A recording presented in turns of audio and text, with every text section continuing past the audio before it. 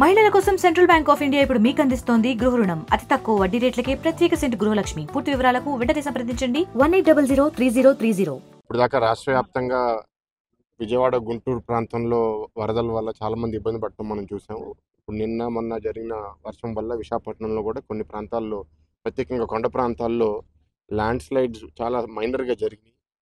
దీన్ని కానీ మా స్థానిక ఎమ్మెల్యే గణబాబు గారు కానీ స్పందించిపోయి ఉంటే, అక్కడ కానీ ఎవరి నుండి ఏదైనా అయి ఉంటే మాత్రం ప్రాణాలు కూడా కోల్పోయే పరిస్థితి.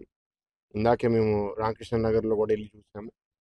ఇటువైపు మెయిన్ రోడ్ నుంచి చూస్తుంటే ఆల్మోస్ట్ ఒక 5 floors హైట్లో రిటైనింగ్ వాల్ ఇరిగిపోయి మట్టంతా జారిపోయి ఆ ఇల్లులన్నీ సగం ఫౌండేషన్ పోయినట్టు.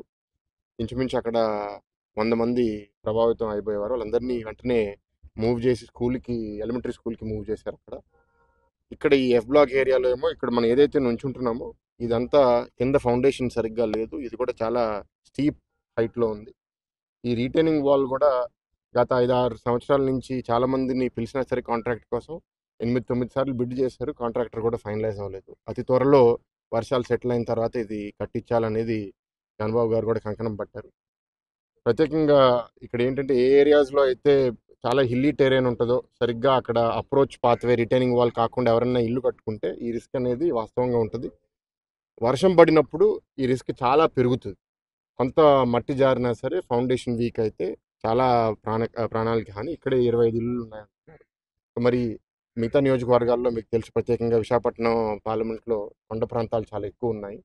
సో దీని నుంచి ఒక లెర్నింగ్ అనేది తీసుకోవాలి. ప్రజలందరికీ కూడా గమనిక ఏంటంటే, మీరు ఇట్లాంటి ప్రాంతాల్లో నివసిస్తున్న ఇల్లులు కట్టాలి అనుకున్న ఆలోచన అయినా సరే చాలా జాగ్రత్తగా మీరు మీ స్థానిక నాయకుల్ని సమర్పించి దాని తర్వాతే చేయాలని కోరుకుంటున్నాను. ఎందుకంటే ఇవాళ స్పందించారు, చెప్పారు కాబట్టి ఏమీ రిస్క్ లేదు. కానీ మీరు మొన్న వాయనాడులోనే చూశారు, కొండను తవ్వేయడం వల్ల అక్కడ ల్యాండ్ స్లైడ్స్ వల్ల ఇంచుమించు 500 మంది చనిపోయారు. అట్లాంటి పరిస్థితి మనం విశాఖపట్నానికి తెచ్చుకోకూడదు. దేవుడి దయ వల్ల ఎప్పటికీ ఏమీ ప్రాణహాని జరగలేదు. కానీ ఈ రాబోయే రోజుల్లో కూడా వర్షం విపరీతంగా పడకుండా ఉంటే కాపాడుకోగలుగుతాం. అతి త్వరలో దీనికి కరెక్టివ్ మెజర్స్ తీసుకుంటాం. కానీ అన్నిటినీ మనం చేయలేం. ఏంటంటే ఇన్ని కొండ ప్రాంతాల్లో ఎక్కడో ఏదో వీక్నెస్ ఉంటుంది.